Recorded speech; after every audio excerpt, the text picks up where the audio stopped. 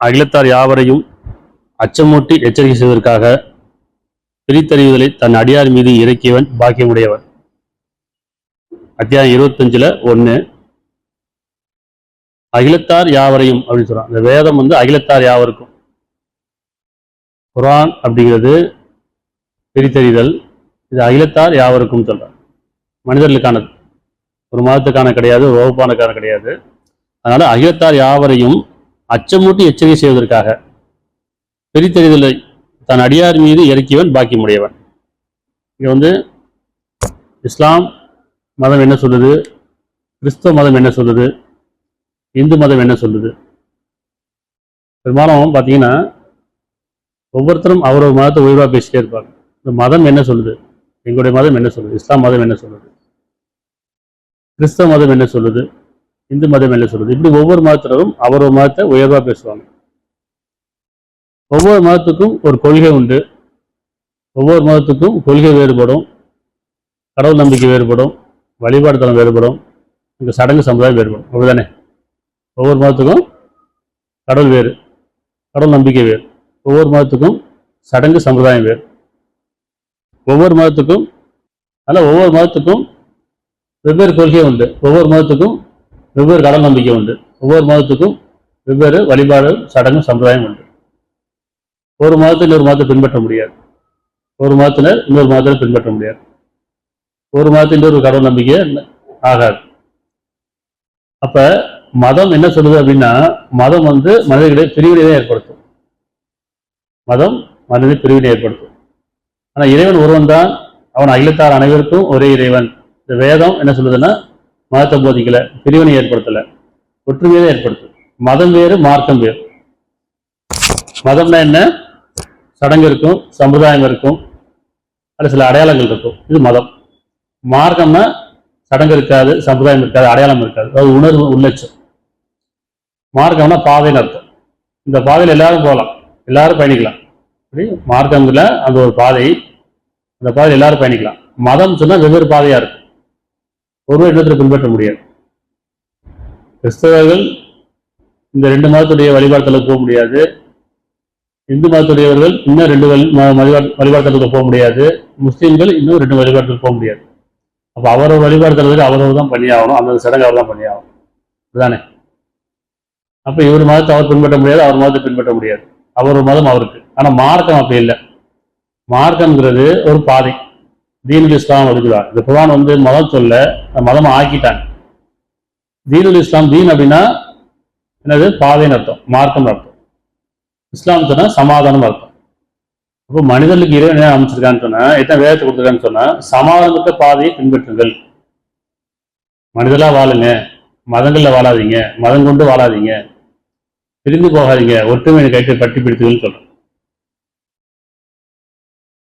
இப்ப மதத்துல தான் பக்தி இருக்குன்னு நினைச்சிருக்கோம், சடங்குல தான் இறைவன் நெருங்கக்கூடிய நினைச்சிருக்கோம்.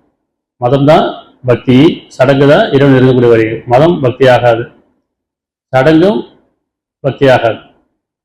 மனித நேயம், மனித உணர்வு, உள்ளட்சம், நியாய உணர்வு இல்லையா? மனிதர்கிட்ட இருக்கணும், இரக்கம் இருக்கணும், கருணை இருக்கணும், ஒற்றுமை இருக்கணும், சமாதானத்தை பின்பற்றணும், நன்மை செய்யணும், ஒருவருக்கு ஒரு நன்மை செய்யணும். அழகை செல்வது யார்? படைத்த நோக்கமே இருக்குன்னா உங்களே அழகை செல்வது யார்? இப்போ இந்த படைப்பு நோக்கம் புரிஞ்சுக்கணும், அதுதான் இறைவன் வழிபடுறது. எல்லாரும் ஒரே தாயோட வயிற்றுல தான் பிறக்கிறாங்க, எல்லாரும் ஒரே மண்ணில் தான் புதைக்கப்படுறாங்க. இப்படிதானே? பிறக்குடைய எந்த மதமாக தான் சரி, எந்த மதத்தை மனிதராக தான் சரி, பிறக்கும்போது யாருடைய நெத்திலும் இது ஒரு இஸ்லாமியர், ஒரு இந்து, ஒரு கிறிஸ்தவன் சொல்லி எந்த நெத்திலையும் ஒத்தி பிறக்கல. அதே மாதிரி புதைக்கும் போது நாம யார் எந்த ஒரு நெத்திலையும் இதுதான் ஒரு இஸ்லாமியர், கிறிஸ்துவர், இந்துன்னு சொல்லி நெத்தியில ஒட்டி புதைக்கவும் இல்லை. வாழும் காலங்களில் மதங்களில் வாழ்றோம், அவ்வளோதான். பிறக்கும்போது ஒரே ஒரு துளியிலிருந்து படைக்கப்பட்டோம், இறக்கும்போது அந்த மண்ணுக்குள்ள தான் போகிறோம். இதுக்கிடையில மனிதர்களில வேற்றுமையும் பகைமையும் இது எதுக்கு வந்துச்சுன்னா மதத்தின் அடிப்படையில் தான் வந்துச்சு. நீ மதக்கலவரம் தான் நடக்குது, ஜாதி சண்டை நடக்குது, இனக்கலவரம் நடக்குது. காரணம் என்னன்னு சொன்னால் மதங்களை நம்ம போதிச்சுட்டாங்க. மதம் சொல்லி நம்மளை போதிச்சுட்டாங்க. நம்மளுடைய முன்னோர்கள் மதத்தை தான் வாழ்ந்தாங்க, நாமளும் இப்போ மதத்தை தான் பின்பற்றுவோம். நம்ம சந்ததி தான் சொல்லி கொடுத்துருக்கோம். இப்போ வேதங்கள் என்ன சொல்லுது? அவரோட வேதங்களை படிக்கணும். இப்படி வேதங்கள் என்ன சொல்லுது? மதத்தை போதிக்குதா, சடங்கு போதிக்குதா, இந்த மனிதநேயத்தை போதிக்குதான்னு பார்க்கணும். அத்தியாயம் 3:19. அத்தியாயம் 3:19. இந்த குர்ஆன் வாழ்க்கைக்கு வழிகாட்டி, இது மதத்துக்கான கிடையாது, அகிலத்தார் அனைவருக்கும் நல்ல விஷயம் என்று வேறு இல்லைங்கிறான். இது அகிலத்தார் அனைவருக்கும் நல்ல விஷயங்கிறான், மனிதர்களுக்கு யாவருக்கும் நல்ல விஷயம். இங்க மதம் போதிக்கப்படலை, சடங்கு கற்பிக்கப்படலை. ஒரு இறைவன் அப்படிங்கிறது உபதேசம் பண்ணுது. மார்க்கத்தை பற்றி சொல்ல, தீன் இஸ்லாம்னா மார்க்கம். அது பெரும்பாலும் இஸ்லாமிற்கே தெரியாது, மதம் நினைச்சிட்டு இருக்காங்க.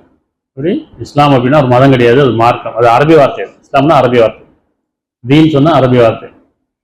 தீன் என்ன? பாதை. இஸ்லாம் சொன்னா சமாதானம், அமைதி. அத்தியாயம் 3:19. நிச்சயமாக சாந்தமும் சமாதானம் தான் அல்லாஹ்விடத்தில் வழிமுறையாகும். மனிதர்களிடையில சாந்தமும் சமாதானம் தான் அல்லாஹ்விடத்தில் வழிமுறையாகும்.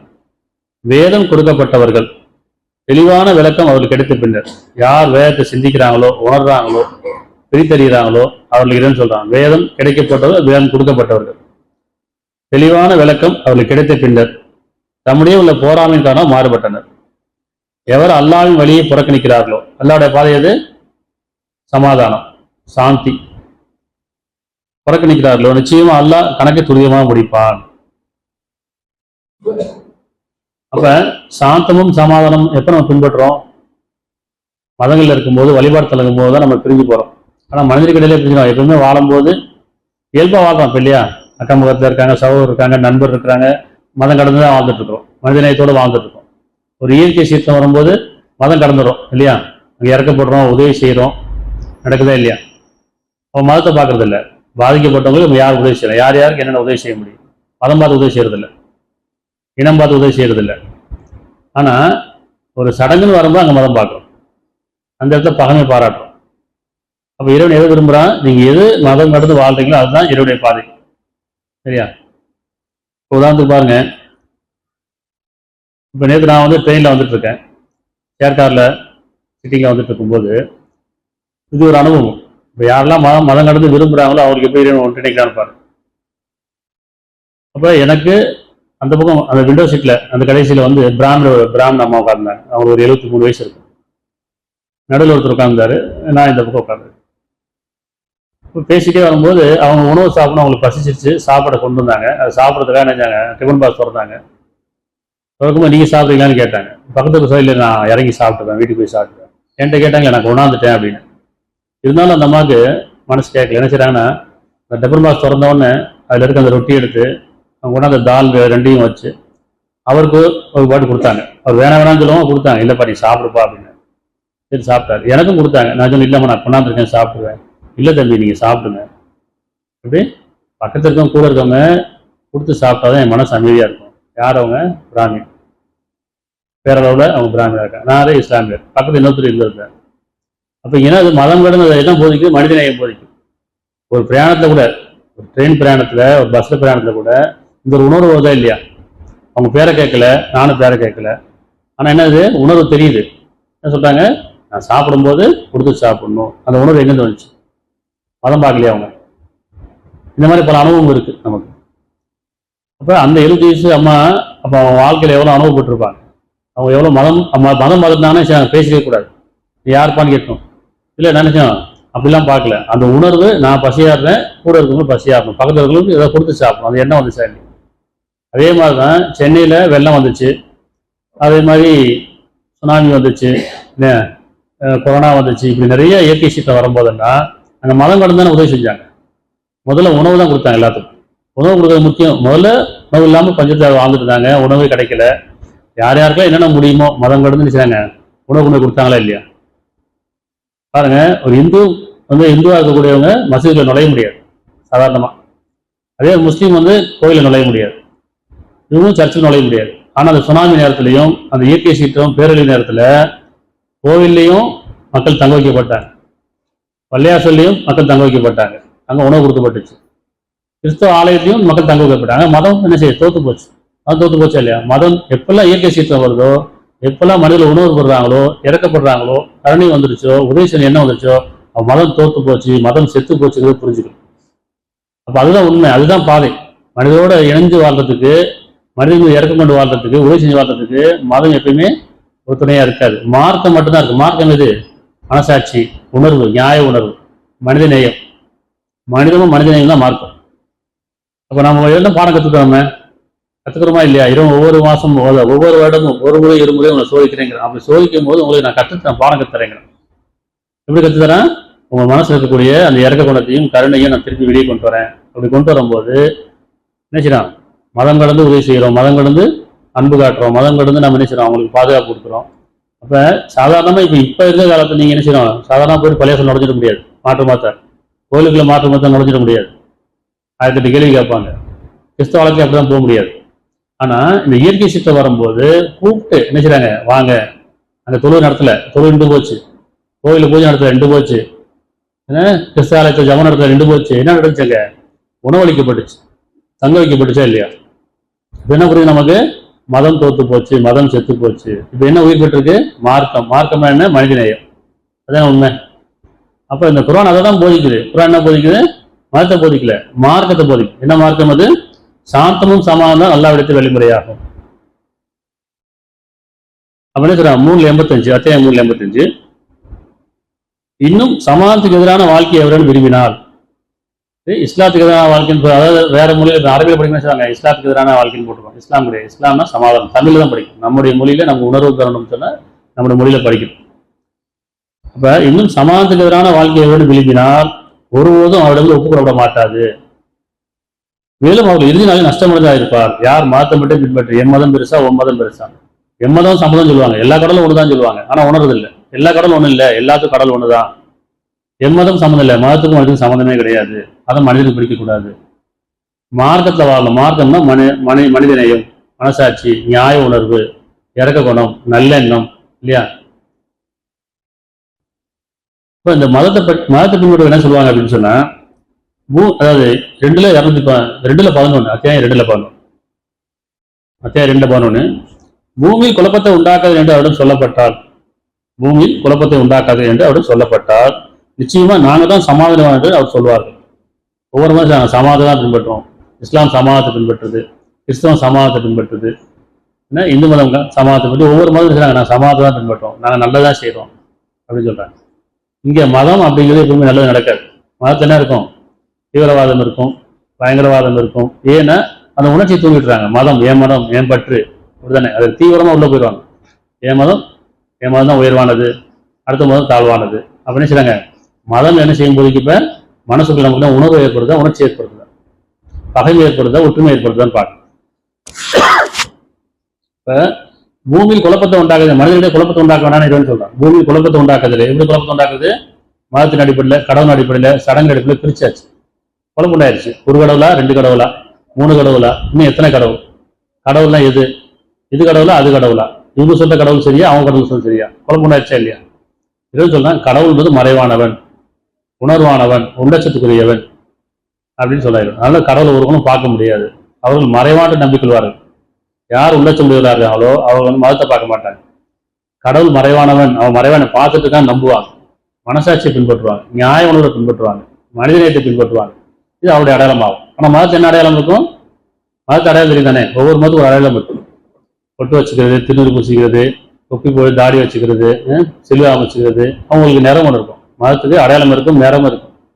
ஆனா உணர்வுக்கும் அடையாளம் என்ன உணர்வு? பயபக்தி, நியாய உணர்வு. அவர் சொன்னா, பூமியில் குழப்பத்தை உண்டாக்காது என்று அவரிடம் சொல்லப்பட்டால் நிச்சயமா நாங்கள் தான் சமாதானவாதி என்று அவர் கூறுவார்கள். அறிவீர்களாக, நிச்சயமா அவர்கள் தான் குழப்பம் உண்டாக்குவார், ஆனால் அவர் உணர்ந்து கொள்வதில்லை. அப்படி மதத்தை பின்பற்றக்கூடியவர்கள் மதவாதி என்ன சொல்லுவாங்கன்னா, நாங்கள் சமாதானம் தான் பின்பற்றுவோம், நல்லதான் சொல்லி கொடுத்துருவோம், எங்க மதம் நல்லதான் சொல்லுது அப்படின்னு சொல்லி ஒவ்வொருத்தரும் அவர் மதத்தை மட்டும் பேசிட்டு வருவாங்க. கூட பாருங்க, இஸ்லாம் என்ன சொல்லுதான் கேட்பாங்க. இஸ்லாம் இதை சொல்லுது, அதை சொல்லுது, நம்ம இஸ்லாம் இறைவன் என்ன சொல்றான், வேதம் என்ன சொல்லுது, அப்படி யாரும் போதிக்கிறது கிடையாது. அதே மாதிரி இந்து மதம் என்ன சொல்லுது, கிறிஸ்தவ மதம் என்ன சொல்லுது, மதம் என்ன சொல்லுது, மார்க்கம் என்ன சொல்லுது. மார்க்கம் என்ன? ஒரே பாதை. 10:44 இந்த குர்ஆனை நம்ம என்ன செய்யணும்? மனிதர்கள் யாவருக்கும் அது நல்ல விஷயம் என்று இல்லைங்கிறான். அப்ப இது பொதுமறை. இந்த மதம், இந்த குர்ஆன் இது பொதுமறை. இது மார்க்கத்தை தான் கற்பிக்க, மதத்தை கற்பிக்கல, சடங்கு கற்பிக்கல. அத்தியாயம் 10:44 நிச்சயமா அல்லாஹ் மனிதருக்கு அணுவனவும் அநியாயம் செய்வதில்லை. நிச்சயமா அல்லாஹ் மனிதருக்கு அணுவனும் அவருக்கு அவங்களே அநியாயம் பண்ணாங்கிறான். எப்படி ஆயினும் மனிதர்கள் தமக்கு தாமே அநியாயம் செய்து கொண்டார்கள். என்ன சிந்திக்காதனால, உணராதனால மனிதர்களை பகமையும் வெறுப்பும் தனித்தனி கூட்டங்களாகி ஒவ்வொரு கூட்டமும் தண்டருக்கு தான் பெருசு நினைச்சுக்கிட்டு இல்லையா. நிச்சயமா அல்லாஹ் மனிதருக்கு அணுவலும் அநியாயம் செய்வதில்லை. ஆயினும் மனிதர்கள் தமக்கு தாமே அநியாயம் செய்து கொள்கிறார். அப்ப மதம் அப்படிங்கிறது நமக்கு எதை போதிக்குது, மார்க்கம் எதை போதிக்குது புரிஞ்சுக்கும். மார்க்கங்கிறது சடங்கு கிடையாது, அடையாளம் கிடையாது, ஒருவர் மட்டும் பின்பற்றக்கூடியது. அது பாதை சொல்லுவாங்க. மார்க்கம் இந்த பாதையில போப்பாடுவாங்க. மார்க்கம் என்ன, ரயில்வே ஸ்டேஷன்ல போது சொல்லுவாங்க இது கோயம்புத்தூர் மார்க்கமாக, இது சென்னை மார்க்கமாக, இல்லை காட்பாடி மார்க்கமாக. மார்க்கம் என்ன, இந்த பாதைன்னு சொல்ல அர்த்தம். மதம் அப்படி சொல்ல முடியாது. நீ வேற பாதை, நான் வேற பாதை. ஒவ்வொரு மதத்துக்கும் வெவ்வேறு பாதை இருக்கும், வெவ்வேறு சடங்கு இருக்கும், வெவ்வேறு நம்பிக்கை இருக்கும் இல்லையா, வெவ்வேறு கடவுள் இருக்கும். அவங்க நம்பிக்கை அப்படித்தான். நம்ம மார்க்கத்துக்கு ஒரே கடவுள் தான், ஒரே பாதை தான். மனசாட்சி, நியாய உணர்வு, இறக்க குணம், நல்லெண்ணம். சரியா? ஏன்னா படைக்கும் என்ன படிச்சிருக்கா, உங்களே அழகிய செயல் யார் என்று சொல்லிதான் படிச்சாங்க. அழகிய செயல் அப்படிங்கிறதா மார்க்கம். 2:208 நம்பிக்கொண்டவர்களே நீங்கள் சமாதானத்தின் வழியில் முற்றிலுமாக நுழைந்து விடுங்கள். நீங்க நம்பிக்கொண்டவர்களாக இருந்தீங்கன்னு சொன்னா யார் மீது? இறைவன் மீது, கடவுள் மீது, மர்மையின் மீது. அதாவது இறந்ததுக்கு அப்புறம் வாழ்க்கை இருக்கு, அங்க பாவ புண்ணியம் இருக்குது, பாவத்துக்கான கூலியும் புண்ணியத்துக்கான கூலியும் கொடுக்கப்படும் யாரெல்லாம் நம்புறாங்களோ மறைவாட்டு மீது. அப்ப நம்பிக்கொண்டவர்களே சொன்னா இறை மீது நம்பிக்கொள்வது, இருநாள் மீது நம்பிக்கொள்வது, வேதத்தின் மீது நம்பிக்கொள்வது, மர்மை மீது நம்பிக்கொள்வது, மரணத்துக்கு ஒரு வாழ்க்கைக்கு நம்பிக்கொள்வது. இப்ப நம்பிக்கொண்டவர்களே நீங்கள் சமாதானத்தின் வழியில் முற்றிலுமாக நுழைந்து விடுங்கள். தவிர சைத்தானுடைய அடிச்சோடு நீங்கள் பின்பற்றாதீர்கள். நிச்சயமா அவன் உங்களுக்கு பயங்கரமான பகைவன் ஆவான். சைத்தான் யாரு? பகைமை ஏற்படுத்தக்கூடியவன், உணர்ச்சி ஏற்படுத்தக்கூடியவன், குழப்பத்தை ஏற்படுத்தக்கூடியவன் இல்லையா. அப்ப இறைவன் என்ன சொல்றான், நீங்க ஒற்றுமையிலும் கயிற்று பட்டுவிடுங்கள், ஒற்றுமையிலும் கயிற்றை பற்றி பிடித்துங்கள், பிரிந்து விடாதுன்னு சொல்றான். பிரிவினை ஏற்படுத்துறது யாரு? சைத்தான். ஏன்னா உங்களுக்கு சைத்தான் குரான்ல இருக்கு இல்லையா. சைத்தான்றது முந்தைய படைப்பு. மனிதன் மண்ணெல்லாம் படைச்சான், சைத்தான் ஜின் அப்படின்னா நெருப்பால் படைக்கப்பட்டவர். அப்ப முந்தைய படைப்பு பிந்தைய படைப்புக்கு இடையில போராட்டம் நடந்தது, அறப்போர் நடந்தது, பெரும்போர். சைத்தானுக்கு பெருமை இருக்கு, என்ன நெருப்பால படைச்சேன்னு. மனிதன் மீது போராம இருக்கு, அவருக்கு அனைத்து ஞானம் கொடுக்கப்பட்டிருக்கு. அப்படின்னா மனிதர்கள் எப்படி பிரிவினை ஏற்படுத்துறது, குழப்பத்தை ஏற்படுத்துறது, இறைவனுக்கு பிடிக்காத இணைவிப்பு. சைத்தான் ஒருவரும் சைத்தான் நினைச்சான், சைத்தான் இறைவனுக்கு இணை வைக்கல. குர்ஆன்ல ஒரு இடத்துல கூட சைத்தான் இறைவனுக்கு இணை வச்சதாக இல்லை, இன்னொரு கடவுள் இருக்கிறதா அவன் சொல்லவே இல்லை. ஆனா மனிதனுக்கு என்ன செய்யறான், பல கடவுளை ஏற்படுத்தி, பல சடங்கை ஏற்படுத்தி, இன்னும் குழப்பத்தை ஏற்படுத்தி, பகைமை ஏற்படுத்தி, வெறுப்பை ஏற்படுத்தி மனிதர்கள் ரத்த சிந்த வைக்கிறது. அப்ப இறைவன் சொல்றான், நம்பிக்கொண்டவர்களே நீங்கள் சமாதானத்தின் வரை முக்கியமா நுழைந்து விடுங்கள். தீன் இஸ்லாம் சமாதானத்தின் வரை நுழைந்து விடுங்கள். அதுவே சைத்தானுடைய அடிச்சோடு நீங்கள் பின்பற்றாதீர்கள், நிச்சயமா அவன் உங்களுக்கு பகிரங்கமான பையன் ஆவான். இப்போ ஒவ்வொரு மதம் என்ன சொல்லுதுன்னு பார்ப்போம். அத்தியாயம் 2:111, 112, 113. 2:111 யூதர்கள் கிறிஸ்தவர்களை தவிர வேறு யாரும் சொர்க்கம் நுழைய மாட்டார்கள். அப்படி ஒவ்வொரு மதம் என்ன சொல்லுவாங்க, நாங்க தான் சொர்க்கம் போவோம். அப்படி கிறிஸ்தவர் என்ன சொல்லுவாங்க, நாங்க தான் சொர்க்கம் போவோம். கிறிஸ்தவர் என்ன சொல்லுவாங்க, யூதர் என்ன சொல்லுவாங்க, நாங்க தான் சொர்க்கம் போவோம். முஸ்லீம் என்ன சொல்றாங்க, நாங்க தான் சொர்க்கம் போவோம். இப்படி ஒவ்வொரு மதமும் என்ன சொல்றாங்க, எங்க வழியை பின்பற்றுங்க, நீங்க சொர்க்கம் போகலாம். அப்ப யூதர்கள், இது முந்தைய வேதத்தை பற்றி சொல்லுது. குர்ஆன் முந்தைய வேதத்தை பற்றி சொல்லுது. யூதர்கள் கிறிஸ்தவர்களை தவிர வேறு யாரும் சொர்க்கம் நுழைய மாட்டார்கள் என்று அவர்கள் கூறுகிறார்கள். இது அவர்களின் வீணான ஆசையாகும். நீங்கள் உண்மையாளர்களாக இருந்தால் உங்களுடைய சான்றை சமர்ப்பியுங்கள் என்று கூறுங்கள். யூதர்கள் மட்டும்தான் சொர்க்கம் போவாங்களா, கிறிஸ்தவர் மட்டும் சொர்க்கம் போவாங்களா, இஸ்லாமியர் மட்டும் சொர்க்கம் போவாங்களா, மதத்துடைய சொர்க்கம் போவாங்களா அப்படின்னு பார்க்க சொன்னா, நீங்க அப்படி எதுனா எனக்கு அந்த சான்றுகளை சமர்ப்பியுங்கள். 2:113 இன்னும் யூதர்கள் கூறுகிறார்கள், கிறிஸ்தவர் எது நல்வழியும் இல்லை என்று. கிறிஸ்தவர் கூறுகிறார்கள், யூதர் எது நல்வழியும் இல்லை என்று. இப்படிதான் இஸ்லாமியும் சொல்லுவாங்க, அவங்க ரெண்டு பேரும் எந்த வழியும் இல்லைன்னு சொல்லுவாங்க. இப்படி ஒவ்வொரு மதம் என்ன செய்யறாங்கன்னா, மற்ற மதத்தை வந்ததை அவங்க எந்த நல்வழியும் கிடையாது, நாங்க தான் நேர்வழியில் இருக்கிறோம், நாங்க தான் சொர்க்கத்துரியவர்கள் இல்லையா. அப்ப யூதர்கள் கூறுகிறார்கள், கிறிஸ்தவர் எந்த நல்வழியும் இல்லை என்று. கிறிஸ்தவர்கள் கூறுகிறார்கள், யூதர்கள் எந்த நல்ல வழியும் இல்லை என்று. ஆகையால் இவர்கள் வேதத்தை கொண்டிருக்கிறார்கள், இவர்கள் கூறும் சொற்கள் போலவே ஒன்றும் அறியாதும் கூறுகிறார்கள். இவர்கள் வேதத்தை கொண்டிருக்காங்க, யூதர்களும் கிறிஸ்தவரும் வேதத்தை கொண்டிருக்காங்க, இஸ்லாமியரும் வேதத்தை கொண்டிருக்கிறாங்க. ஆனா வேதத்தை சிந்திக்கல, சடங்கா ஓதுறாங்க. ஓதுதல் மட்டும்தான். ஓதுனா புரியுமா? படிச்சா தெரியுமா? சிந்திச்சா மட்டும் தான் புரியும். சிந்தனைங்கிறது மனிதனுக்கு மட்டும் கொடுக்கப்பட்ட பிரதானமானது. மனிதன் சிந்தனைக்குரியவன், குர்ஆன் சிந்தனைக்குரியது. அப்ப சிந்திக்கும் போது அந்த குர்ஆன் என்ன சொல்லுது, நம்ம எதுக்காக படித்தோம், படைப்பின் நோக்கம் என்ன, படைப்பன்னா யாரு அப்படின்னு புரியும். அப்ப குர்ஆன் என்ன படிக்கணும், சிந்தனையோட படிக்கணும், உணர்வோட படிக்கணும். ஒரு கண்ணோட்டம் இருக்குல்ல, நம்ம பார்க்குற கண்ணோட்டம் இருக்குல்ல, வேதத்தை நம்ம பார்க்குற கண்ணோட்டம். குர்ஆனை படிக்கும்போது, வேதத்தை படிக்கும், எந்த வேதம் வந்தாலும் படிக்கும்போது கண்ணாடி கட்டிடணும். அதாவது எந்த கண்ணோட்டத்தையும் பார்க்கக்கூடாது, உணர்வோட படிக்கணும், உள்ளத்தோட படிக்கணும், மொழி கடந்து படிக்கணும், உணரணும். அப்ப இவர்கள் வேதத்தை கொண்டிருக்கிறார்கள், இவர்கள் கூறும் சொற்களை போது ஒன்றும் அறியாதவர்கள் கூறுகிறார்கள். இறுதி தீர்ப்பு நாளில் அல்லாஹ் இவர்கள் தர்க்கித்து மாறுபட்டு தீர்ப்பளிப்பான். 4:49 தங்களை தாங்களே பரிசுத்தமானவர்கள் என்று தங்களை தாங்களே பரிசுத்தமானவர்கள் என்பவர்களை நீர் பார்க்கவில்லையா? யார் சொல்றாரு?